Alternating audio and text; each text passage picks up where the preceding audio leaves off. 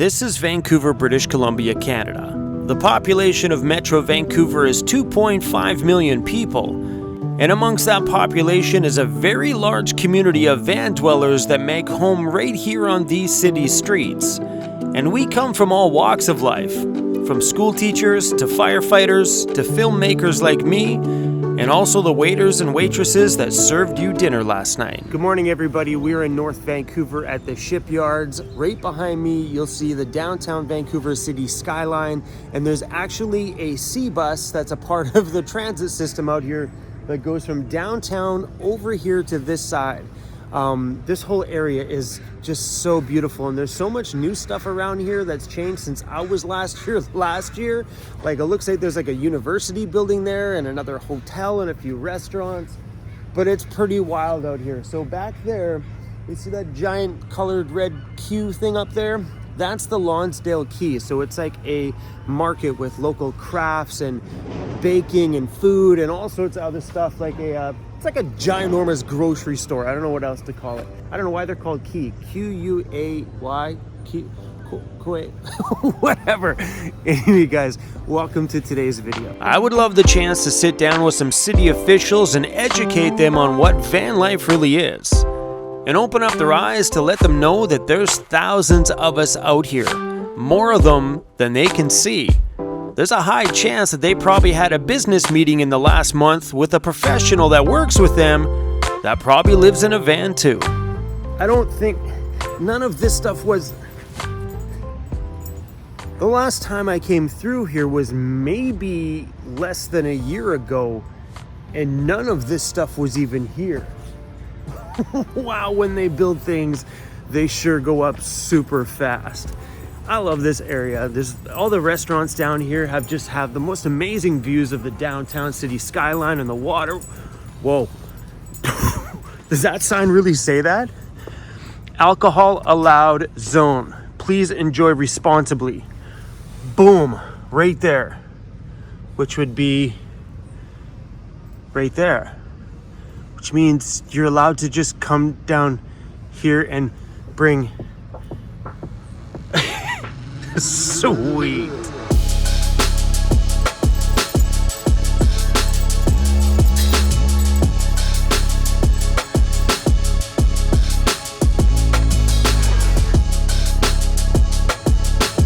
I started to see a few scattered locks along the little fence line here, and then all of a sudden I get to this side and it is covered in little love locks with notes. Boo Boo and Bam Bam. Oh, these are so fun. Oh, I love it. Wiggy, Queena, November 2003.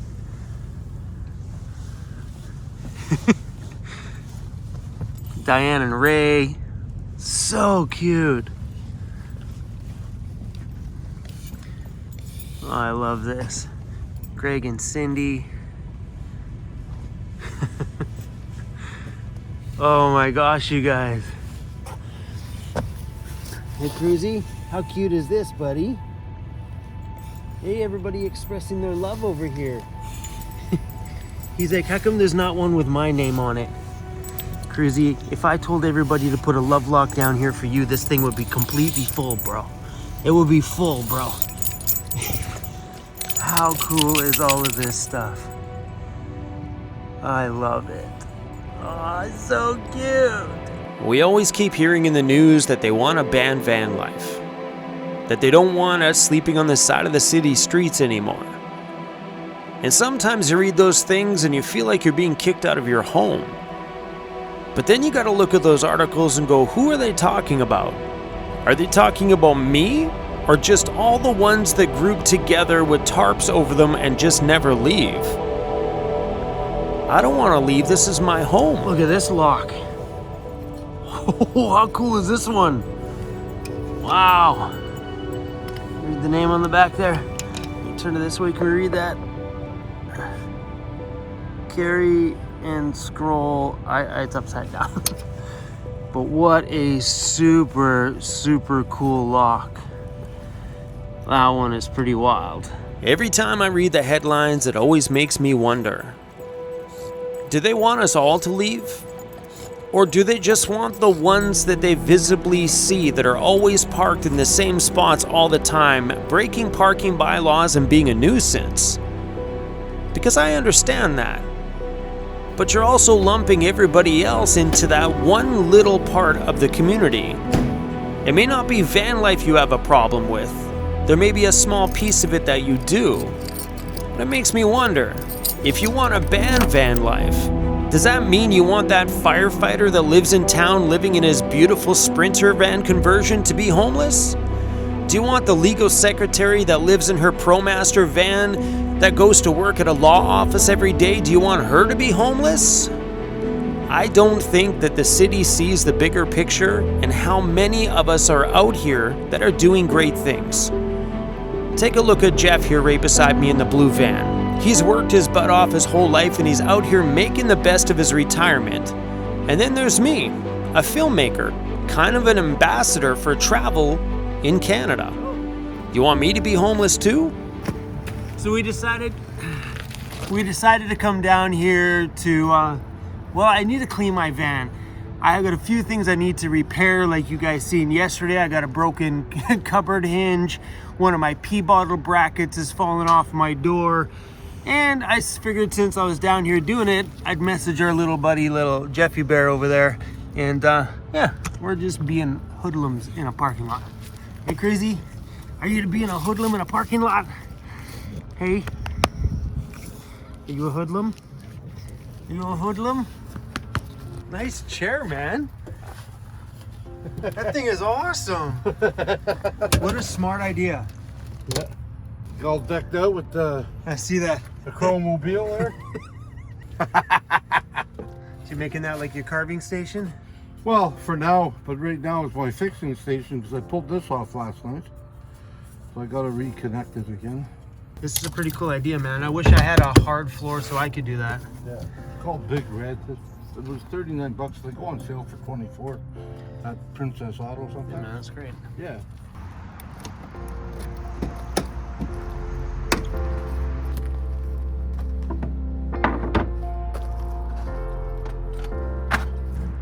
First project is to fix the pee bottles.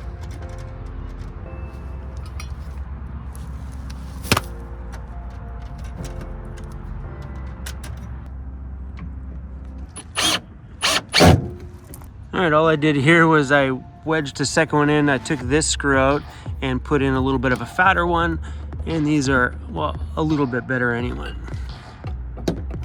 Next project is to fix the broken hinge here on the door. My blower.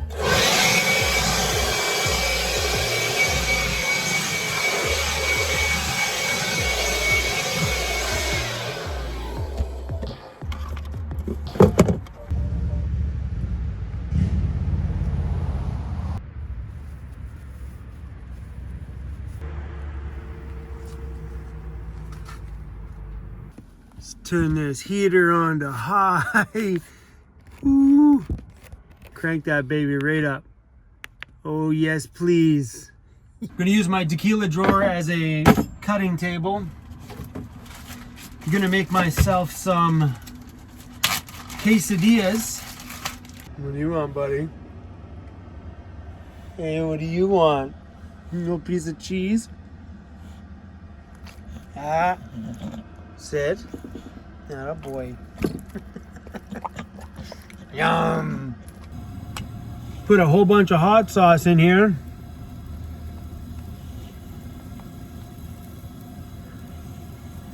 Did I say lots of hot sauce? That's what I meant, lots of hot sauce. We just want to toast it and melt the cheese. We don't want to burn it. Let's check on that. Whoop, it's too hot. Yeah, that's what you don't want to do that. Step number 1 for making the perfect cheese and hot sauce quesadilla. Step 1, do not take cooking advice from this guy. Don't do it. I can't even make a quesadilla without burning it. But step 2 is lots of hot sauce.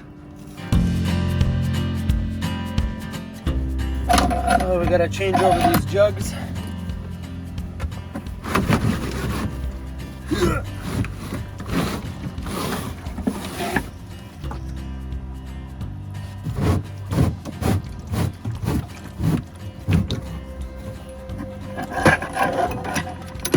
it. Little bar goes through there. That goes in there. That goes there. And this little cotter pin that's right here goes through that hole. Bada boom. Those are in there and secure. Now we got a full one. So on board I carry two 27-liter jugs of water. So if I ever see another fill-up station, I will always top this one up to always keep a full one on hand, because we don't want to run out of water. It's kind of like this house cleaning stuff never, ever, ever, ever stops. I'm gonna try and clean this off. Ooh, yuckers. Look how yucky that is. Ew! So I think we're just gonna spray with a cleaner. Hopefully it'll break up any, like if it's oily or anything like that from cooking. Using this Myers little multi-surface cleaner. And I don't know what to do here. Let's try the blower. I'm just gonna take this Ryobi blower and see if we can blow it out.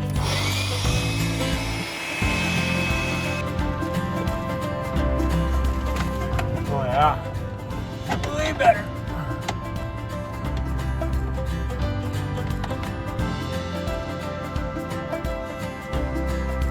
The only other thing I have left to do is on my curtain over here in the corner, see where it sticks out? So my plan on the curtain here is to put some of those snaps right along the inside here so I can snap this shut along there so there's no little light bleed. There might be a little bit of color light bleed, but yeah, tuck those wires in behind this piece and put snaps all the way down this wall. So I'll probably end up taking on that little project here in the next little bit, because what's happening now is when I shut my curtain at night, pull it, sometimes when I pull the bottom, it pulls the whole side of that out.